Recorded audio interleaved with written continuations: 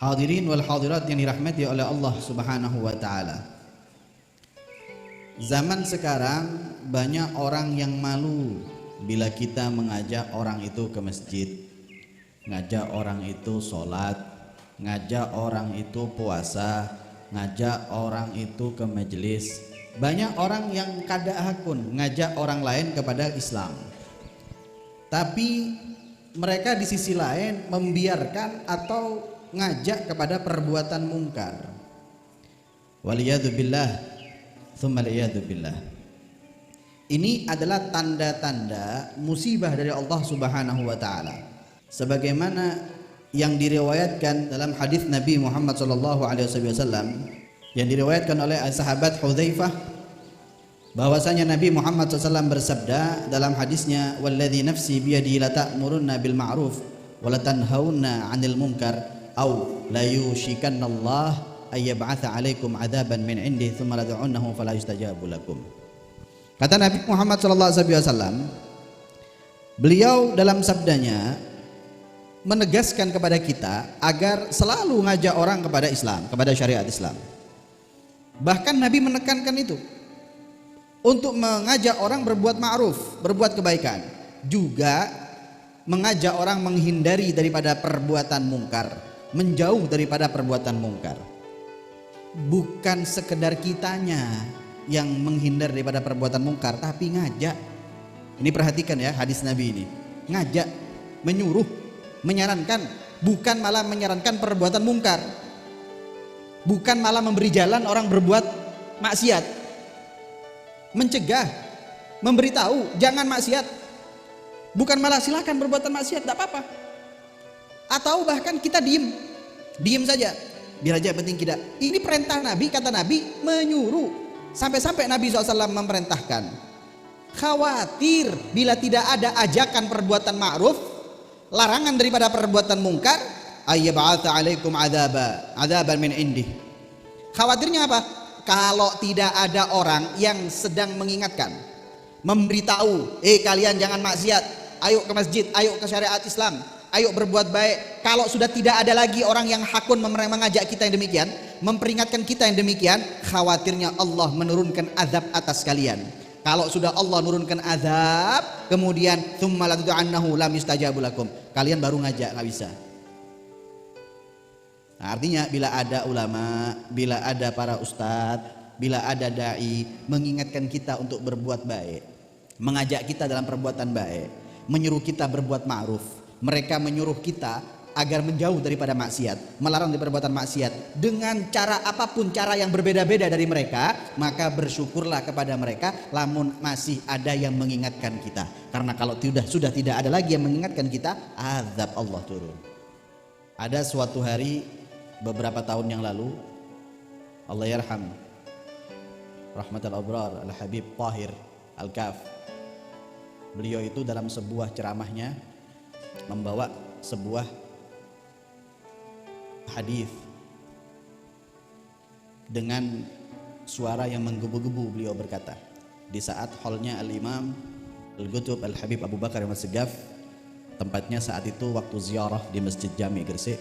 Beliau berkata demikian, dalam hadisnya beliau menyampaikan, kaifa antum, pendapat kalian itu bagaimana, idza raaitum ma'rufa munkara wa raaitum munkara ma'rufa.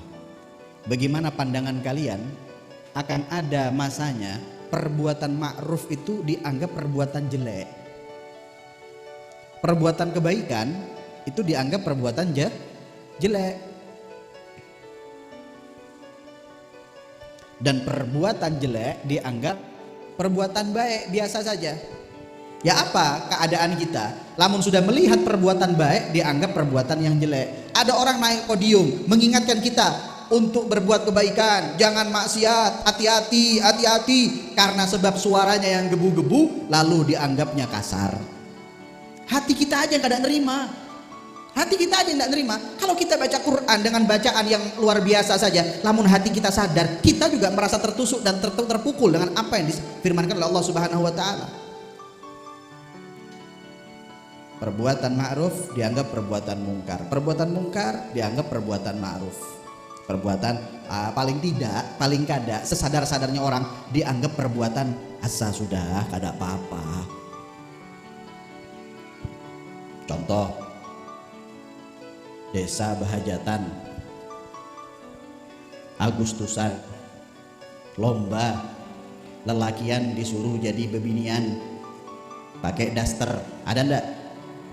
Sedangkan itu tasyabbuh, menyerupai perempuan mukhannats, itu haram, baik merubah bentuknya ataupun berperilaku seperti perilaku bebinian bagi lakian, atau sebaliknya lelakian berperilaku bebinian berperilaku lakian, itu dapat laknat.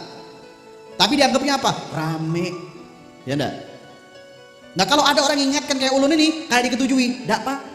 Yang penting kita sudah mengingatkan, sekedar menjalankan perintah Allah dan Rasul agar azab ini tidak langsung turun. Perkara pian nerima kada nerima, kehendak pian masing-masing, terserah pian. Hati-hati. Itu dianggap biasa sudah. Yang penting rame, bebinian naik pinang. Bapak pian naik pinang itu. Kan degawian di rumah kah? Bungulnya lagi, lakinya menonton. Kada pintar lalu. Panitia tepuk tangan, lakian kakak orang kita melihat bini kita ketawaan, ya himung bahlul murakkabun la ilaha illallah inna lillahi wa inna ilaihi.